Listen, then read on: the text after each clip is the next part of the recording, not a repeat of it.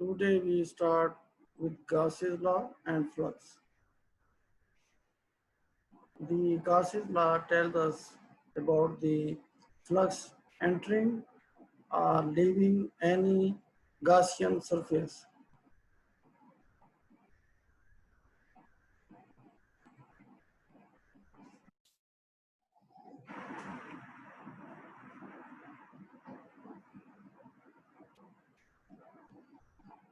How much flux entering a surface? Here is a point charge Q, and this blue figure shows a Gaussian surface. So how much line pass through this Gaussian surface? The Gaussian law tells us about the intensity.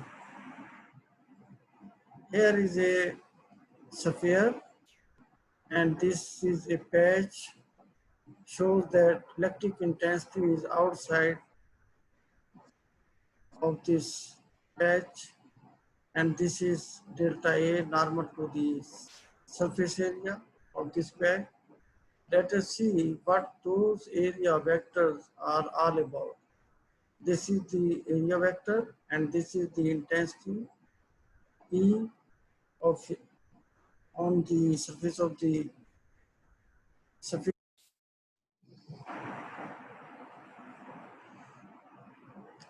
Flux,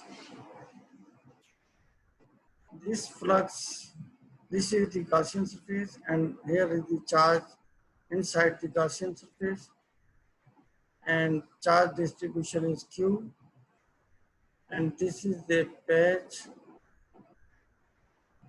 shown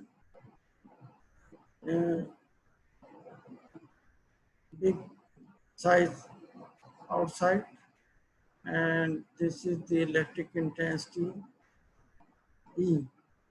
So when we draw perpendicular from this point on the y-axis or x-axis, this will produce cos components of the electric intensity, E cos theta or E cos phi. There is the angle is phi, so the component is E cos phi, and this is the patch on the Gaussian surface delta A. Phi E is equal to summation E cos phi delta A. This is the flux phi E. The notation for flux is phi E.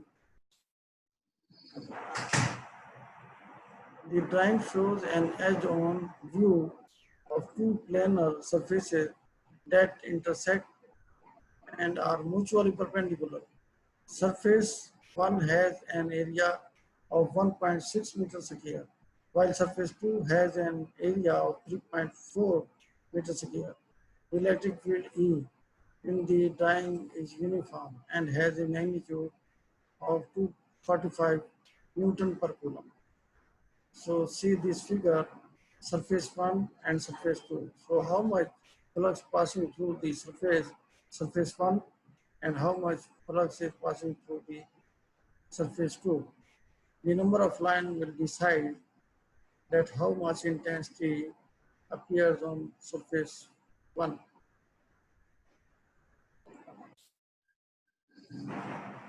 Flux leaving a sphere from a point charge. Consider a point charge, and this is the sphere around the point charge Q, and electric field lines are coming out through this Gaussian surface of the sphere. E is equal to KQ over R sphere. It means total charge enclosed by the closed surface over 4 pi epsilon naught R sphere. R is the distance of the sphere surface, R the radius of the sphere.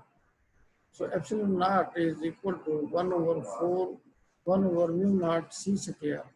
This is the permittivity of the free space, and its value is equal to 8.8541 into 10 raised to the power minus 12 ampere second per volt meter, or equal to 8.854 into 10 raised to the power minus 12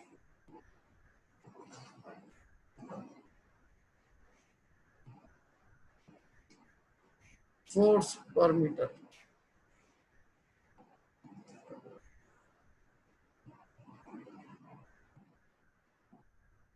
E is equal to Q over A epsilon naught.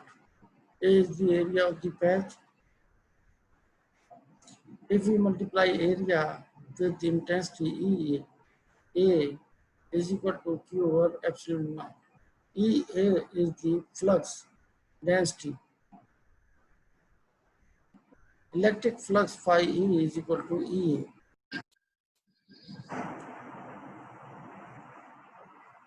Here Gauss's law shows that there are two spheres around a point charge Q or total charge Q.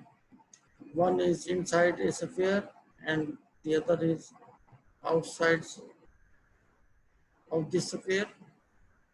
So there are two spheres. One sphere is into the other sphere. So electric lines are passing through small sphere and then it passes through the outside of the big sphere.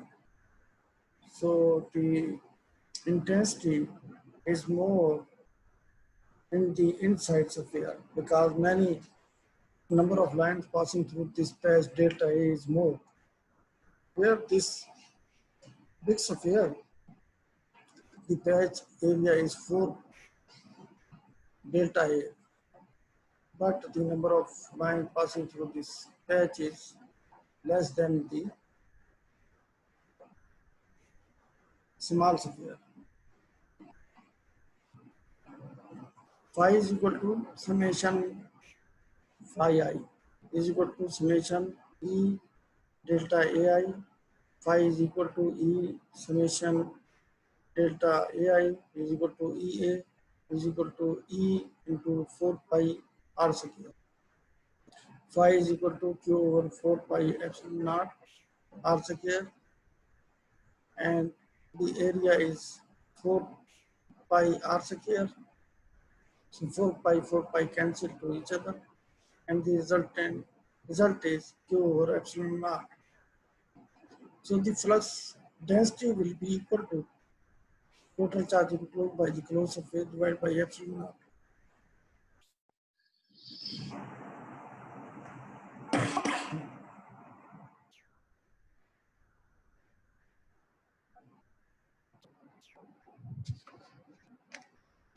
Gauss's law.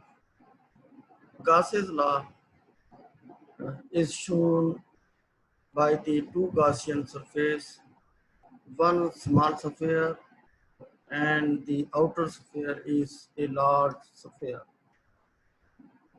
The charge Q is positive and enclosed in a small sphere of radius r. The small sphere has a patch delta A. The projective view of the patch is shown on the great sphere. The big sphere has a patch 4 times larger than the patch of the small sphere. The electric field lines passes through the small sphere.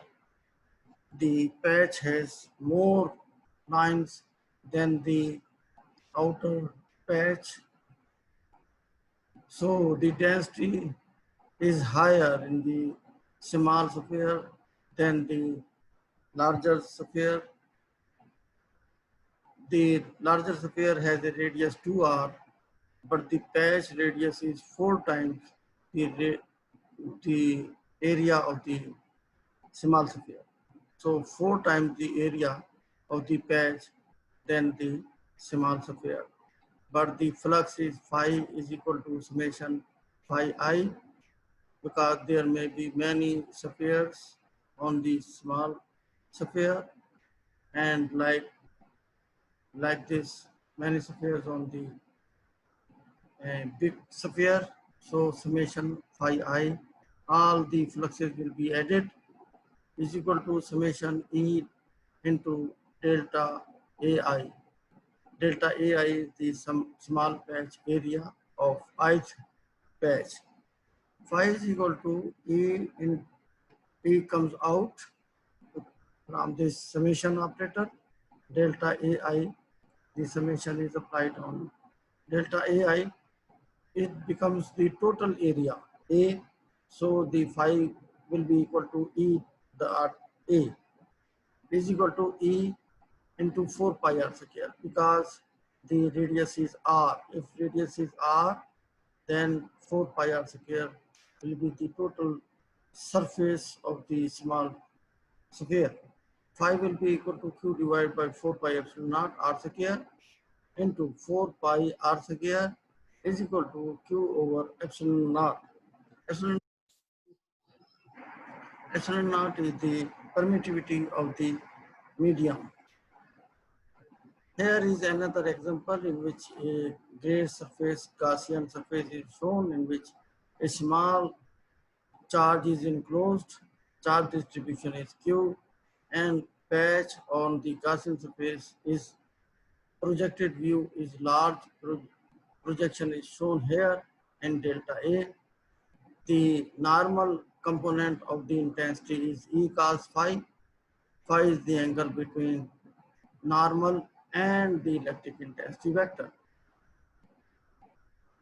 The electric flux leaving any Gaussian surface is equal to the net charge enclosed in the surface divided by the permittivity of free space. So summation E cos phi delta A will be equal to total charge enclosed by the closed surface in the Gaussian surface divided by epsilon naught. Its unit is Newton meter square per coulomb. So Gauss's law states that total flux leaving a closed volume will be equal to phi total is equal to summation phi I is equal to a total charge enclosed by the closed surface divided by epsilon naught. This wording you have to remember and memorize that what is the Gauss's law in equation form. Simple example, uniform field. No enclosed charge, and there are many field lines E passing through the cylinder whose cross-sectional radius area is A, of one side A and the other side A.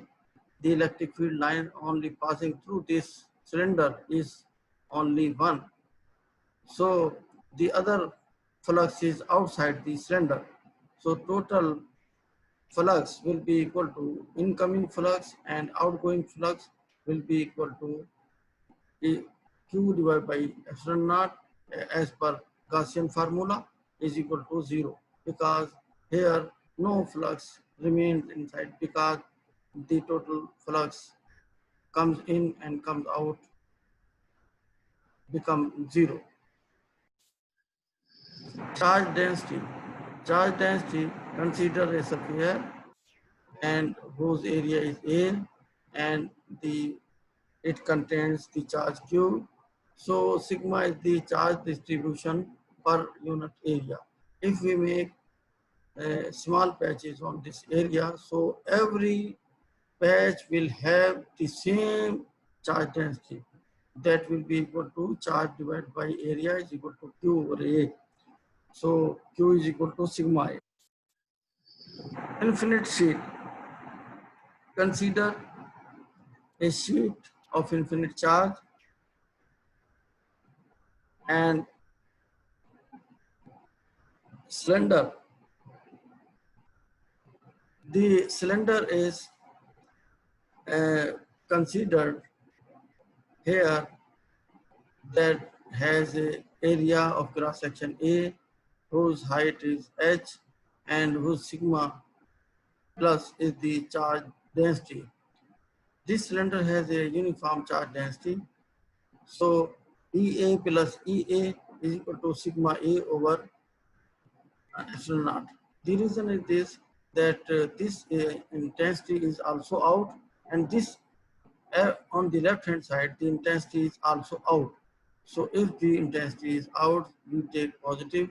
So both will be positive added and equal to sigma A over epsilon naught. So the total intensity will be equal to sigma divided by 2 epsilon naught. Conducting materials. Conducting materials are those materials in which electrons are free to move and charges are in equilibrium, and also we say that the in equilibrium, if they are at rest, they are not moving. If they are not moving, no net force act on them, and there is no net force on them, so the electric field must be zero. We conclude that electric field inside a conductor is zero. The charges cannot reside in the volume of the conductor because it would repel each other in the volume, which would move and constitute a current. This is not allowed. So the inside of the conductor is has a charge zero because charge cannot reside inside the conductor. Charge cannot fall out of a conductor.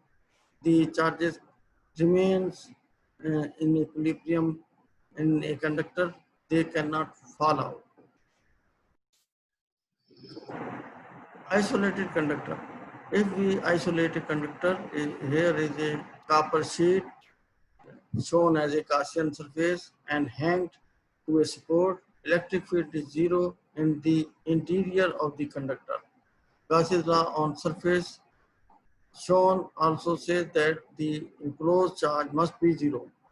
Again, all charge on a conductor must reside on the surface because inside the conductor charge cannot reside. So the charge must reside on the surface. Charge conductors. Consider charge must be reside on the surface. So here is a patch on the conductor where sigma is a charge density, E is the electric intensity, E is zero inside the conductor. Very small Gaussian surface is taken on the conductor surface. Here is another type of conductor in which there is a hole. So the electric intensity is zero everywhere, including the hole. If Q is the total charge is equal to zero inside the hole, including the surface. A spherical conductor is shown here. This is a conducting shell with a charge inside. It has positive charge and outer surface has a negative charge.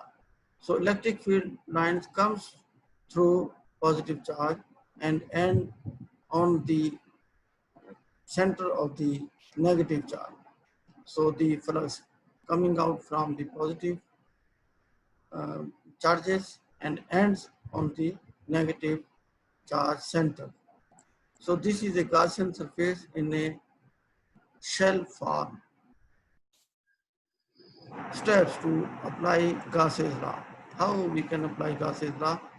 E is the electric field produced by a charge distribution at a point of distance r from the center. We take this distance and then we calculate that what type of symmetry is used, the best complement for the problem under consideration. Draw a Gaussian surface, mathematical, not real, reflecting the symmetry you choose around the charge distribution at a distance of r from the center. Using Gauss's law, obtain the magnitude of E. First we find out the E and then we can find out the.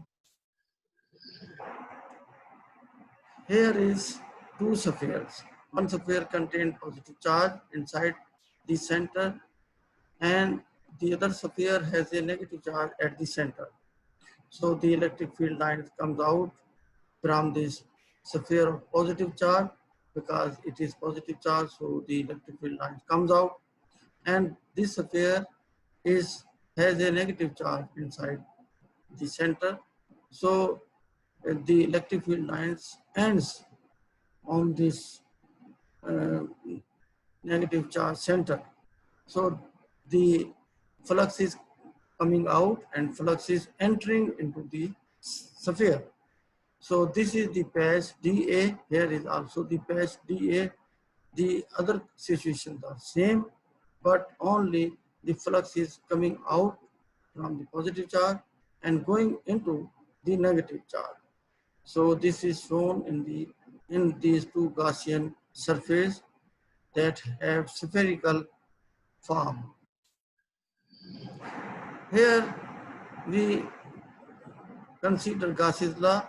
This is a Gaussian surface. Big Gaussian surface is arbitrary, and in this arbitrary surface there is another small sphere that has a positive charge q of radius r. It has a patch dA whose projection is shown outside on the big arbitrary surface. The dA is big than this patch, and the electric field is going out, and whose normal component is E perpendicular. The E perpendicular is along the normal. This is the normal. So E cos phi will be the component along the normal. So this situation is shown in this figure also. The positive charge has a Q positive charge, and this is a patch, and this is a projection. This is the phi angle, and this is the d cos phi. D cos phi, because this is the when we draw perpendicular from E to normal, it will be a perpendicular component of the E. So dA has dA cos phi. So the cos phi will be here, showing by this figure. The projection of the area element dA onto the spherical surface is dA. So this projection is dA, and this is the another small patch shown by the component method. So the phi is the angle, and this component is d cos phi. So this is d cos phi, this is also d cos phi. So phi E is equal to total charge enclosed. This integral is closed integral E dot dA. E is also a vector, dA is also a vector. So it will be equal to summation Qi over epsilon naught. Summation Qi means total charge of the closed surface. Application of the Gauss's law. Remember, electric field lines must start and must end on charges. It starts from positive charges and ends on negative charges. If no charge is enclosed within Gaussian surface, flux is zero. Electric flux is proportional to the algebraic sum of the lines leaving the surface. Outgoing lines have positive signs, and incoming lines have negative sign. So the positive charge has outgoing lines. This is positive, and this is negative charge has incoming. So this is a negative sign here. The positive charge and negative charge is shown in a Gaussian surface. The electric field lines, how electric field line comes out from the positive charge and ends on the negative charge. This D is the small element, and this positive charge is also shown in the figure, and tells us that how many flux is passing through the Gaussian surface. So how many lines passing through Gaussian surface? Only this line is outside the Gaussian surface.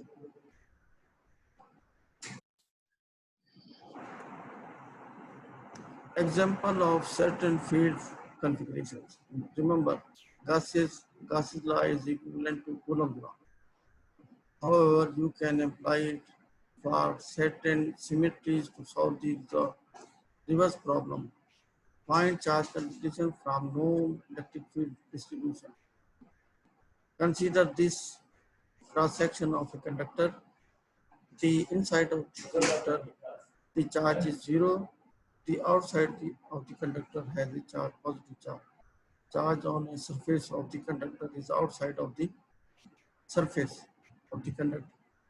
This is the Gaussian surface. A conductor shown is cross-section area of the conductor. Field within the conductor is zero.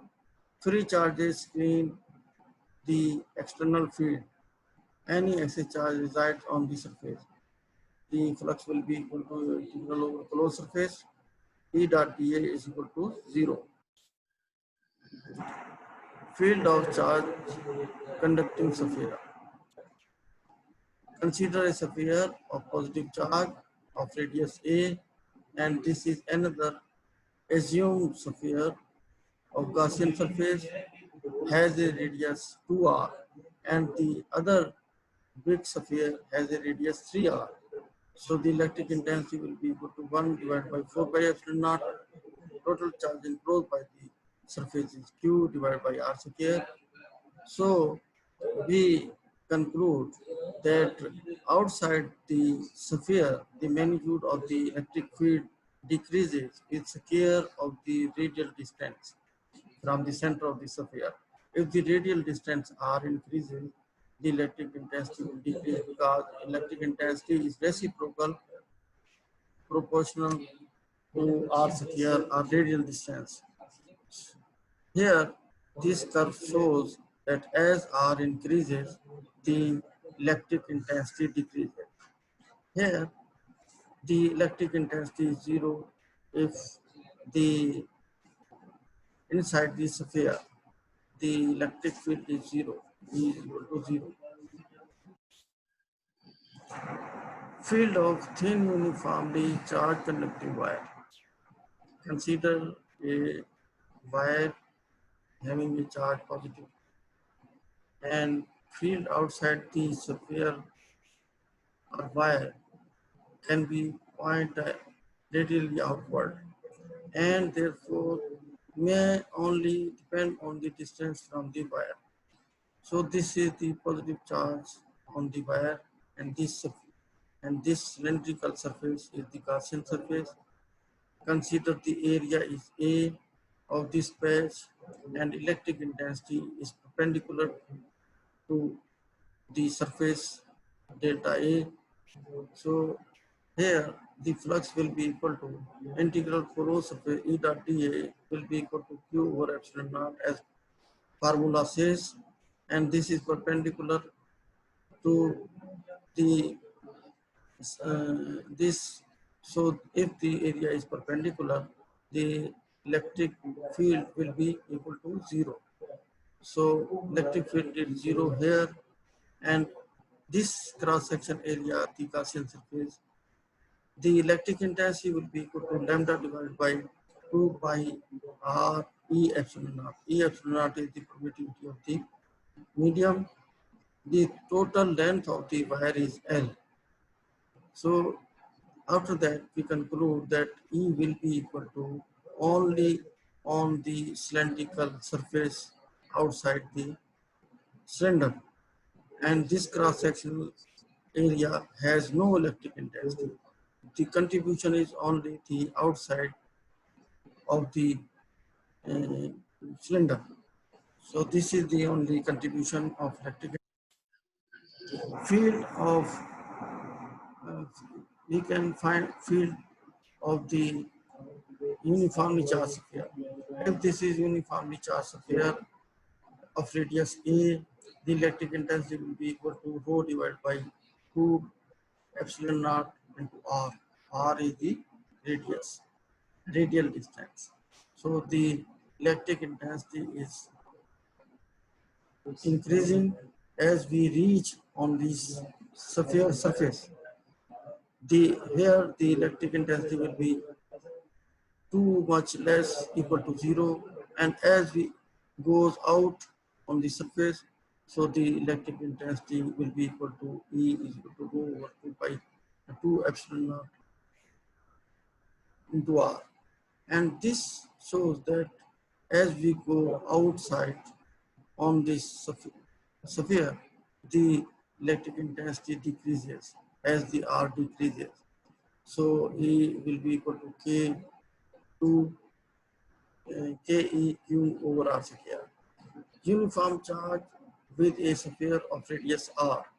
Q is equal to Q dash is equal to Q into R over A whole Q. Q is total charge.